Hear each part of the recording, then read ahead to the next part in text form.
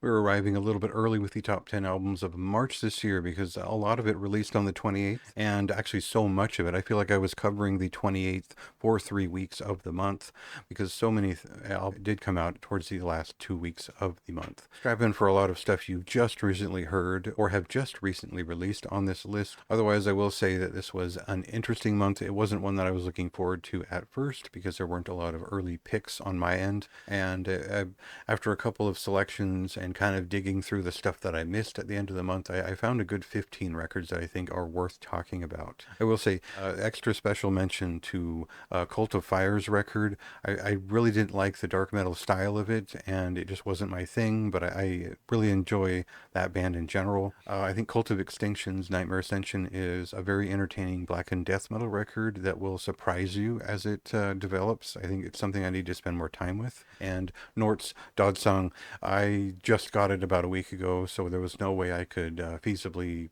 give any sort of judgment for it. I'll probably review it next week as a continuation of last week's reviews, and otherwise, we'll get to number 10 with Fong's Purulences. This is an industrial sludge metal band, and it is one that incorporated death metal influences and guitar tones into their first several records before evolving more and more with each one. They become a more tuneful band as much as a more aggressive band, and the point of this record is to return to some of the guitar-driven aggression of their earlier records, while also pulsing with that huge monolithic industrial sludge metal sound. And they make great work of it. It's an incredible record. And I think this band is just underrated in general. Even if you find it too accessible or whatever, it doesn't matter to me. Good music is just stuff that stands out on its own naturally, and I felt like this album definitely did.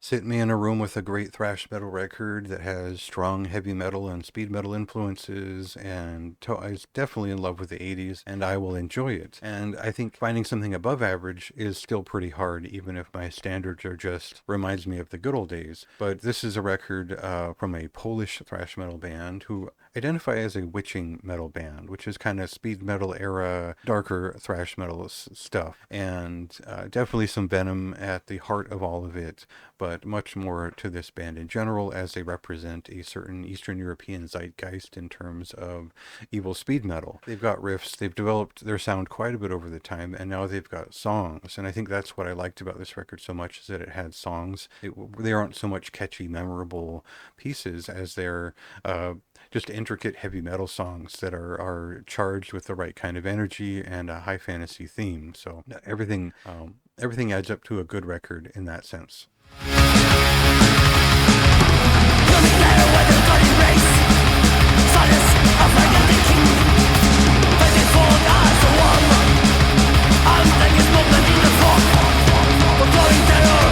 The third full-length album from Devar, a Cologne, Germany-based doom metal band. Sabrosa is the third record they've released in 3 years, and they've really caught on with this sound. They're kind of a stoner doom metal, big nuclear guitar tone kind of group, but their moods are very somber. They're a little bit punkish in the way that they're created, and they've labeled their sound doom grunge. And for whatever that means, it certainly is grunge associated in terms of the way that it writes its songs. The influence is quite clear as you sit through this record in particular. The big comment to make about this record is I feel like they hit that sound that they'd promised with the last record, and shedding a lot of that stoner doom metal really benefited the record and the band in getting right to the point with their sound and delivering a half an hour record that is just solid, front to back, catchy, good listening.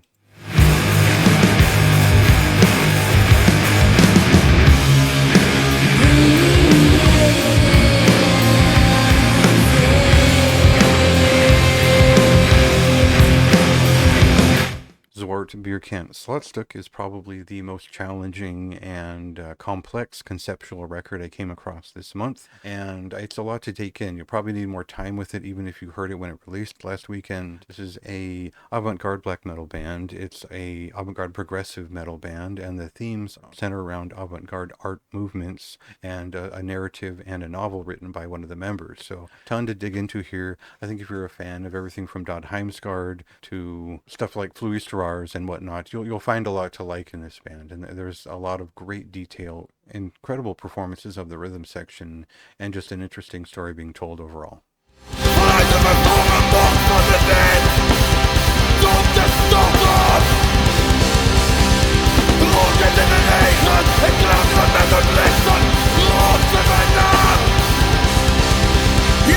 At number 6, we have Hexecutor. This is a French speed metal band, a blackened speed metal band, and that might sound familiar. There's a lot of those going around right now, and I think that the important thing to know about this group is that they've become quite sophisticated between this and their last record, which are not only themed in more interesting ways, they're more extreme in their incorporation of black metal, but also there's epic heavy metal influencing a lot of this record. It almost feels like power metal and early speed metal a lot of the time, and it's not just early Running Wild type stuff. There's a lot of variation and melody here that might even appeal to fans of atmospheric black metal in the French style. So there's a lot going into this record. It's worth spending time with if you like heavy metal in general, and if you like the Urn record on this list, or you like Gallower, you'll probably also like Hexecutor and what they're doing. I feel like this was just an especially good follow-up to their previous record, and a continuation of a style that I liked quite a bit.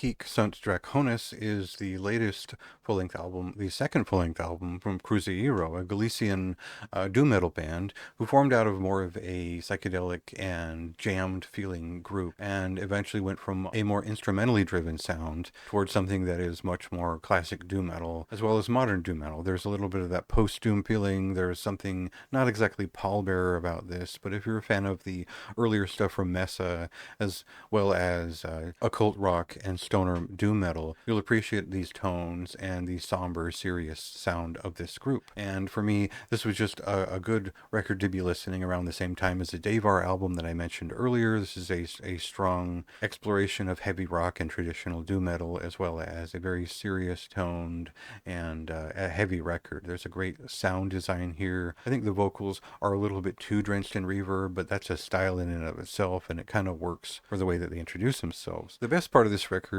is something I didn't really talk that much about in the video interview, but there's sort of these clashing rhythmic moments that feel like experiments with something more dissonant or heavier, and I really like the way that they played with that on this record without overwhelming the feeling of it and the sort of easier going vibe of it. A lot of really interesting details on this one, well worth checking out for you.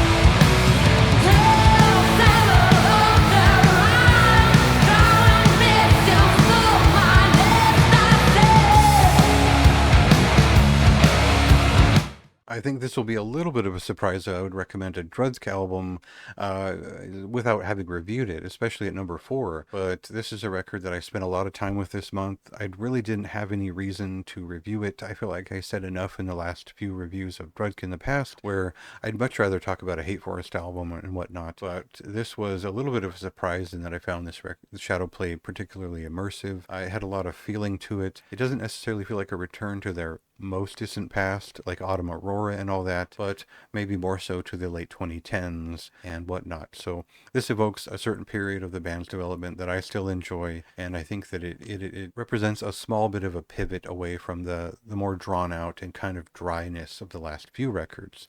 Otherwise, it's just a record I spent the most time with, and it kind of gets that ranking because of it.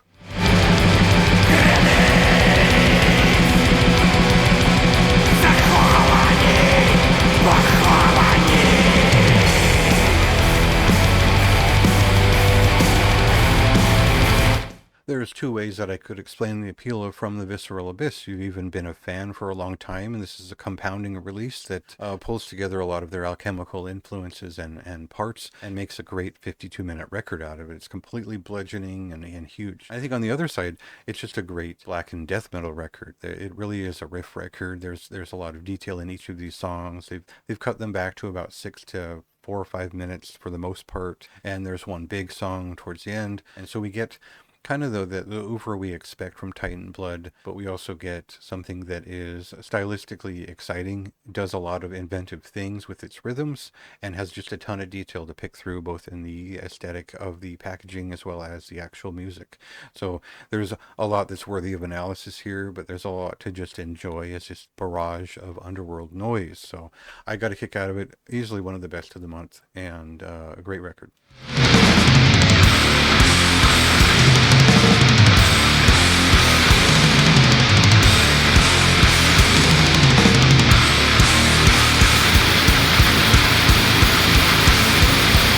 So, as a follow up to their, I believe, 2021 released debut, Rothatus, this Hungarian death doom metal band, returned with Tu Viscerdacis Tertes, a rock Erzete leader charang, which is what I would call sort of a more of a death metal sized movement. A lot of the bolt thrower influences showing up a little bit more.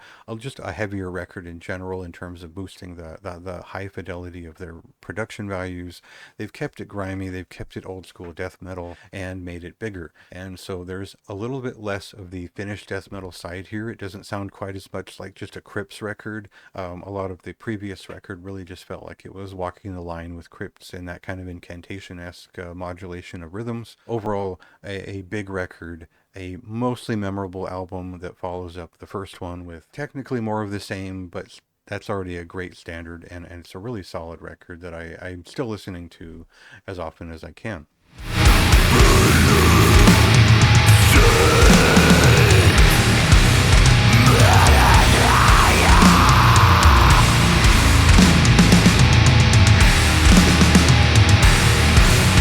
So at number one, I was a little bit surprised that it felt so natural to place Corpus Awful's debut up here at number one. Even at my most shining admiration of their previous band, Cerebral Rot, I probably wouldn't have put them at number one on any given month that they released a record.